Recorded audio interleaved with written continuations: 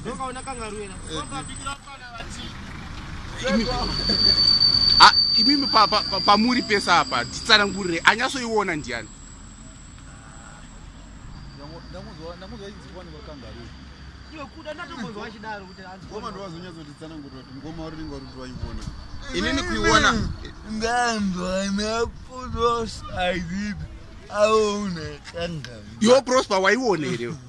Kunyasoiona chao padhuze ndakuiona padhuze. But zvaitika ndezvoti patamuka makuseni ndo pauyu.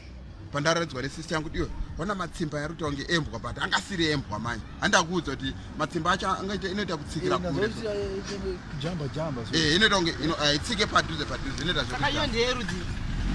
Inini kala andakuiona padhuze but ine ka brown kangu kanopenya ukaiona nechegogota iona yatokura Yoona nguwani.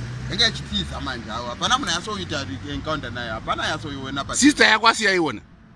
Ya sister yangu ndonga ndiye. Zvaitika kumanguva izvi zvezvo kutaura izvi. Kuseni munhu achiona unosiya zvigubhu kuborani. Asi yanga chimanyira ku. Muno muMabvuku muno. Andiko anditogara hangu police kwe. Pasa sungobva pajoro yepolice uchitoenda so ndoko yaonekwewo. Anzi yanga chimanyira yanga chena nokusatu. Idzi dziripo idzi. Andimuzi yana yanduta. Ndini ndatomhanya nezvigubhu kuzviborani. Ndotora chokwadi. Ndangoona matsimba. Asi besu racho namanje. Kanga kati Rebeka kasumukira mudenga deso. Matsimba acho. Vamwe vari kuti azenge mwana. Yanga ne mwana muchibhegi. Anze chibhegi. Mwana muchibhegi. Saka isimbwa. Aiwa. Chinhu chanchiri Dararuti membwa aichiri mwana ka. Indachiona. Andazozwa kuti chi. But andifunga kuti mwana. Asi mimi mune chokwadi kuti Kangaroo yamaona.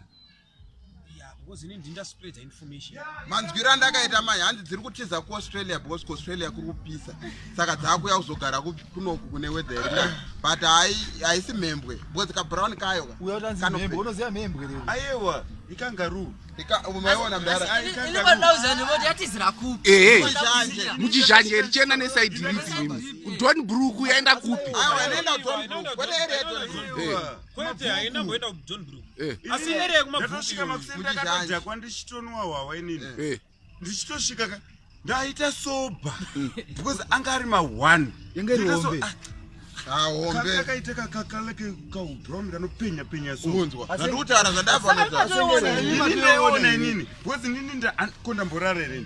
Andomborara ndachitongosvika. Papi papo. Saka ndesa ndutaura kuti yanga ruta tombofonera vanhu veparks but phone dzavo dzachiramba. Saka imba meme chidautirira kufonera vanhu veparks. Ndambatikera andinonzi. Inotiza. But yo Kangaroo yega. Kanomhanya kana kaenda kujamba mazo. Iwe kachidai. Ndokona kutaura.